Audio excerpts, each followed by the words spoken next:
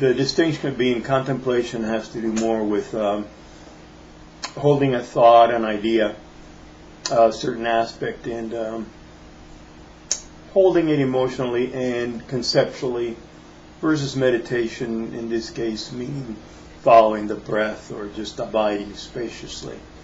So the thoughts drifted to, what's called the Ngondro, the preliminary practices before Vajrayana.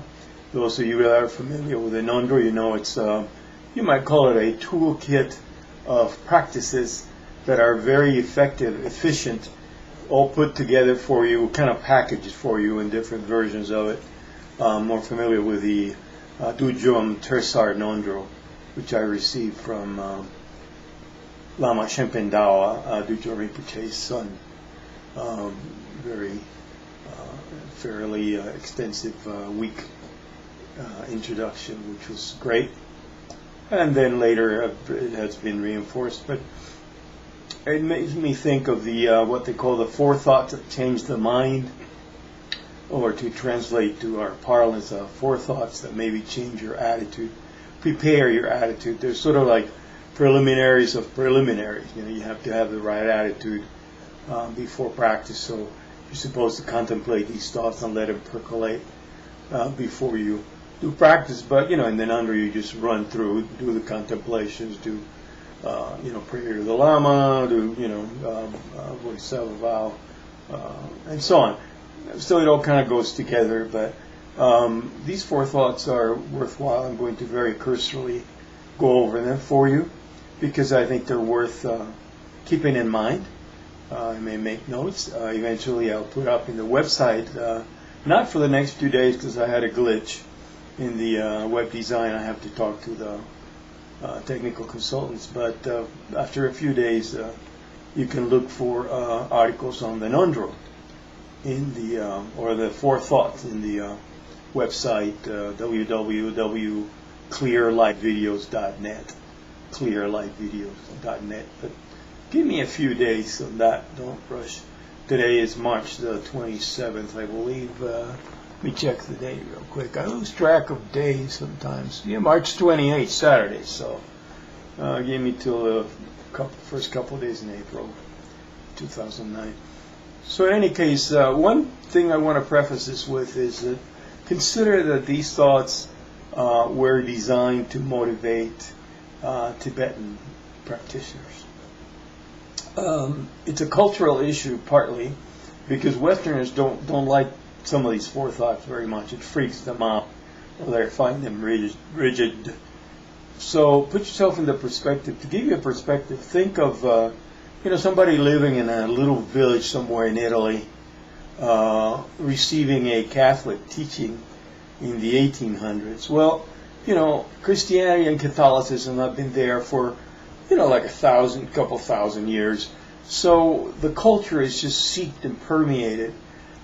Children get their Catholic instruction with the breakfast at the table, so to speak.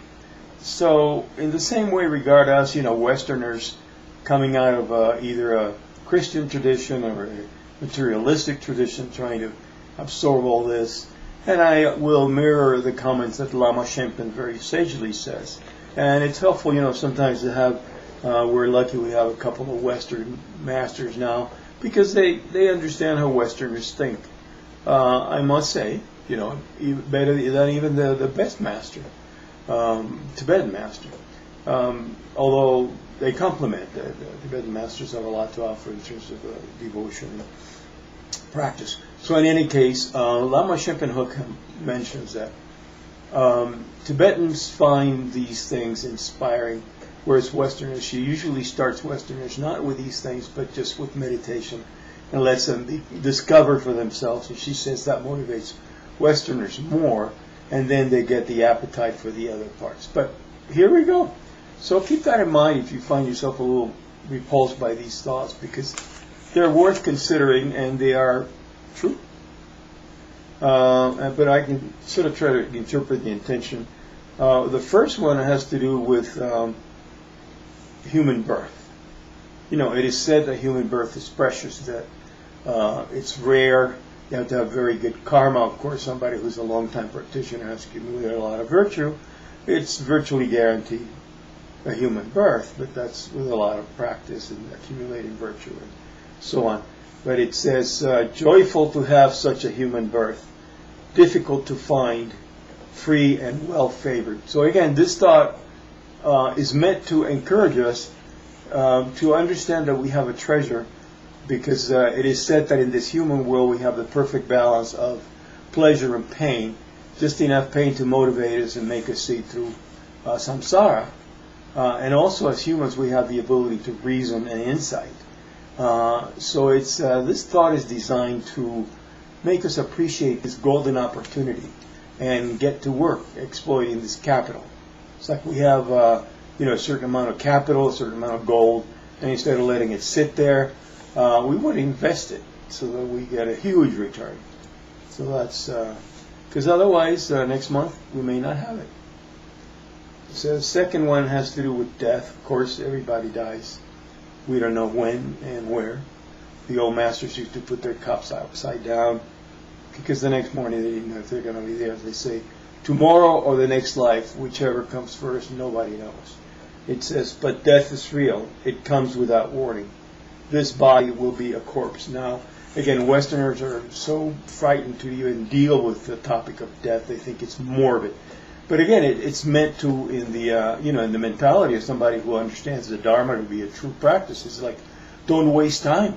You don't know how much time you have. Use every minute meaningful. Make your life meaningful. And use this time for Dharma practice. That's what it's trying to say. Whether you have a day to practice, a week, or 20 years to practice.